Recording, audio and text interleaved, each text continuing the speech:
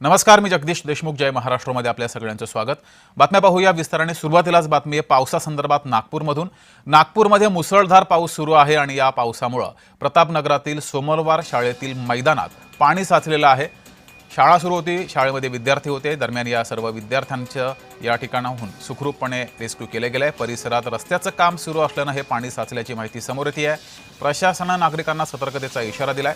मात्र शाळेच्या परिसरात मोठ्या प्रमाणात पाणी साचल्यानं पालकांनी या आपल्या मुलांना नेण्यासाठी मोठी गर्दी शाळेच्या बाहेर केली होती.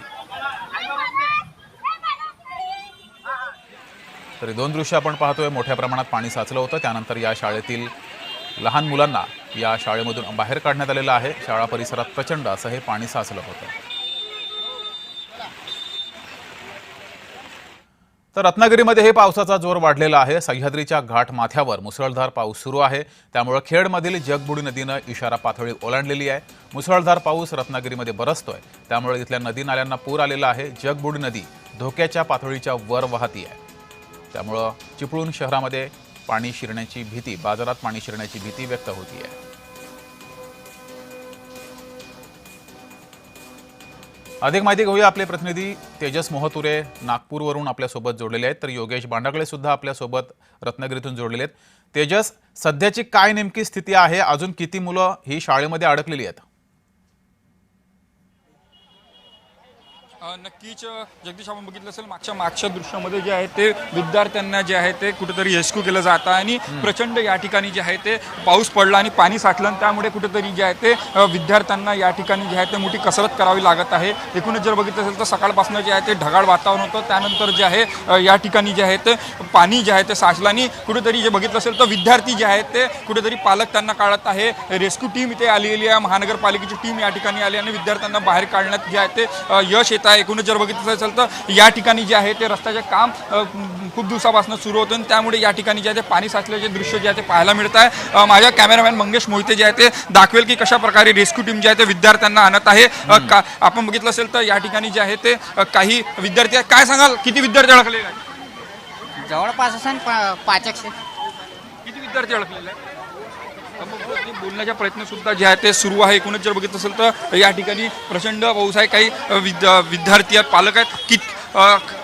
काय सांगाल, कधीपासून किती विद्यार्थी अडकले आहेत? काय नाही, आमच्याकडचे एकच विद्यार्थी आहे, एकच आहे विद्यार्थी.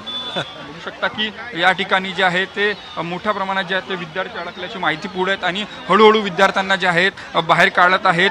काही पालक सुद्धा आलेले आहेत, त्यांना सुद्धा विचारण्याचा प्रयत्न करू. काय सांगाल, किती विद्यार्थी अडकलेत, काय माहिती? अरे सगळेच विद्यार्थी अडकले आहे आणि कोणीच बाहेर नाही निघाला आहे आणि पॅरेंट्स जसे जसे येत आहेत तसे बाहेर निघत आहेत. म्हणजे खूप त्रास होत आहे. काही म्हणजे बघू शकता की जे आहेत पालकांना याचा प्रचंड त्रास जे आहे ते याचा सहन करावा लागत आहे आणि अनेक विद्यार्थी जे आहेत ते या ठिकाणी आहेत आणि कुठेतरी जे आहे ते महानगरपालिका प्रशासनाकडनं जे आहे त्या विद्यार्थ्यांना जे आहे ते हळूहळू काढलं जात आहे. मोठं सोमलवाड जे आहे ते प्रतापनगर या ठिकाणी जे आहे ते शाळा आहे आणि पाऊस या ठिकाणी जे आहे ते प्रचंड पडलेलं आहे. या ठिकाणी जर बघितलं असेल तर संपूर्ण जलजीवन जे आहे ते या ठिकाणी जे आहे ते विस्कळीत झालेली आहे. त्यामुळे जे आहे कुठेतरी विद्यार्थ्यांना सुद्धा जे आहेत याची कसरत करावी लागत आहे. किती वेळापूर्वी महानगरपालिका प्रशासनाकडे या ठिकाणी शाळा परिसरामध्ये पाणी शिरलेलं आहे, भरलेलं आहे? किती वेळापूर्वीची दृश्य आहेत किंवा किती वेळापूर्वी पाणी भरलं आणि त्यानंतर प्रशासनाने नेमकी काय मदत कार्य सुरू केलं आणि काय हालचाल केली नेमकी? 1.5 तासा अगोदर जे आहे नागपुरात मुसळधार पावसाला सुरुवात झाली आहे. सकाळपासून जर बघितलं असेल तर मध्यम स्वरूपाचे पाऊस जे आहे ते नागपुरात पडत होता. मात्र अचानक जे आहे मुसळधार पावसाला जे आहे ते सुरुवात झाली आणि या ठिकाणी जे नदी नाल्याला साचलेलं जे पाणी होतं ते थेट जे आहे ते या संपूर्ण जे आहे शाळेमध्ये घुसले. आपण बघू शकता की या ठिकाणी महानगरपालिका प्रशासनाकडनं जे आहे ते विद्यार्थ्यांना काढण्यासाठी कसरत केली जातात. या समय जे फायर ब्रिगेडची गाडी सुद्धा या ठिकाणी आलेली आहेत. दोरीने जे आहेत ते विद्यार्थ्यांना एक विद्यार्थ्यांना जे आहे ते बाहेर काढलं जात आहे आणि त्यामुळे जे आहेत मोठी तारंबळ जे आहे ते शाळा प्रशासनाची झालेली आहे. त्यामुळे या ठिकाणी ऐन वेळेवर जे आहे ते महानगरपालिका प्रशासनाने पावसाळ्याच्या वेळेत जे आहे ते काम काढल्याने कुठेतरी जे आहे ते नागरिकांकडनं सुद्धा जे आहे ते महानगरपालिकेच्या कारभारावर जे आहे ते प्रश्नचिन्ह उपस्थित होत आहे. जगदीश, ठीक आहे तेजस, तुम्ही असेच जोडलेले राहा.